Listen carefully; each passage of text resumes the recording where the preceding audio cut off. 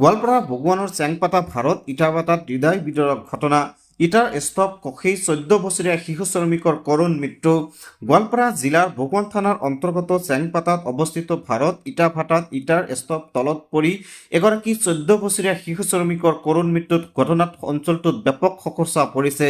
নিহত শিশু শ্ৰমিকজনৰ নাম নুৰ নবী বুলি জানিব পৰা মতে কাম কৰি থকা অৱস্থাত হঠাতে ইটাৰ স্তূপ খহি পৰাত তেওঁ তাৰ তলত চাপ পৰে। লগে লগে স্থানীয় লোকে তেওঁক উদ্ধাৰ কৰি চিকিৎসালয়ত প্ৰেৰণ কৰে যদিও চিকিৎসকে মৃত বুলি ঘোষণা কৰে। এই ঘটনাত অঞ্চলটোত শোকচা পৰিছে। কেনেকৈ শিশু শ্ৰমিক ইমান বিপদজনক কামত নিয়োজিত হ'ল তাক লৈ সচেতন মহলত তীব্ৰ প্ৰশ্নবান সৃষ্টি হৈছে। এগৰাকী শিশু শ্ৰমিকক মৃত্যুত লৈ এতিয়া সমগ্ৰ অঞ্চলটোত চেপা উত্তেজনা বিৰাজ কৰা পৰিলক্ষিত হৈছে। এইসকল ইটাভাটাৰ বিৰুদ্ধে লাঠি লগাব পাৰিবনে গোৱালপাৰা জিলা প্ৰশাসনে? কেনেকৈ শিশু শ্ৰমিকক নিয়োজিত কৰে এইসকল ইটাভাটাৰ স্বত্বাধিকাৰীসকলে? এইসকল স্বত্বাধিকাৰী আইনৰ আওতাত আহিবনে? এই সকলোবোৰ প্ৰশ্ন এতিয়া সচেতন মহলত তীব্ৰ প্ৰত্যাহ্বান সৃষ্টি হৈছে। এই ঘটনা গোৱালপাৰাৰ ভগৱানৰ চেংপাতা ভাৰত ইটাভাটাত সংঘটিত হৈছে। এগৰাকী শিশু শ্ৰমিকৰ মৃত্যুত লৈ এতিয়া সমগ্ৰ অঞ্চলটোত তীব্ৰ শোকচা পৰা পৰিলক্ষিত হৈছে।